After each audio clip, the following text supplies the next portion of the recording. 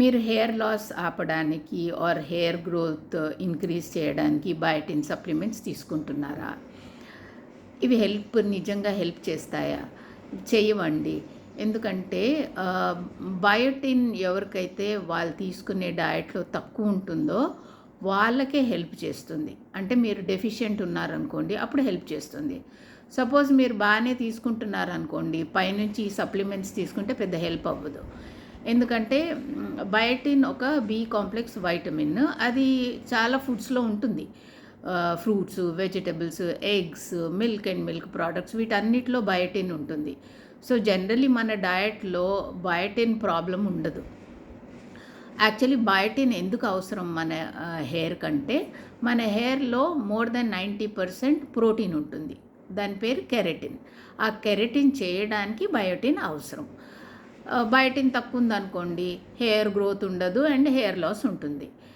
But generally మనకు biotin deficiency ఉండదు. Like మనకు ఐరన్ డెఫిషియన్సీ ఉన్నట్టు బయోటిన్ డెఫిషియన్సీ ఉండదు. సో పైనుంచి మీరు బయోటిన్ తీసుకుంటే పెద్ద హెల్ప్ అవ్వదు. ఓన్లీ తక్కువ ఉన్న వాళ్ళకే హెల్ప్ అవుతుందన్నమాట. బెటర్ ఐడియా ఏంటంటే మీరు బ్యాలెన్స్ డయట్ దేంట్లో అయితే మంచి ప్రోటీన్ తీసుకుంటారో, ఎందుకంటే 90% హెయిర్ ప్రోటీన్ కాబట్టి హెయిర్ గ్రోత్ బాగుండాలంటే ప్రోటీన్ ఉండాలి డయట్లో. అండ్ ఆల్సో డయట్లో మైక్రోన్యూట్రియంట్స్ అంటే విటమిన్స్, మినరల్స్ ఉండాలి. సో మీకు డౌట్ ఉందనుకోండి, నాకు బయోటిన్ తక్కువ ఉందని, మీరు బయోటిన్ తీసుకునే కంటే మీ దగ్గరలో ఉన్న డాక్టర్ దగ్గరికి వెళ్ళి ఒక multi vitamin and mineral supplement తీసుకోండి.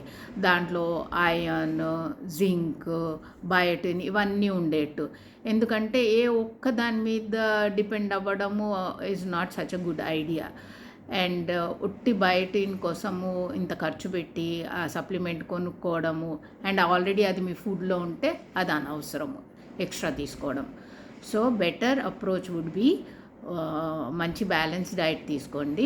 మీ దగ్గరున్న డాక్టర్తో మాట్లాడి ఒక mineral and vitamin supplement which covers అన్ని వైటమిన్స్ అండ్ మినరల్స్ అది తీసుకుంటే మీకు better hair growth and loss of hair ఉండదు. Thank you.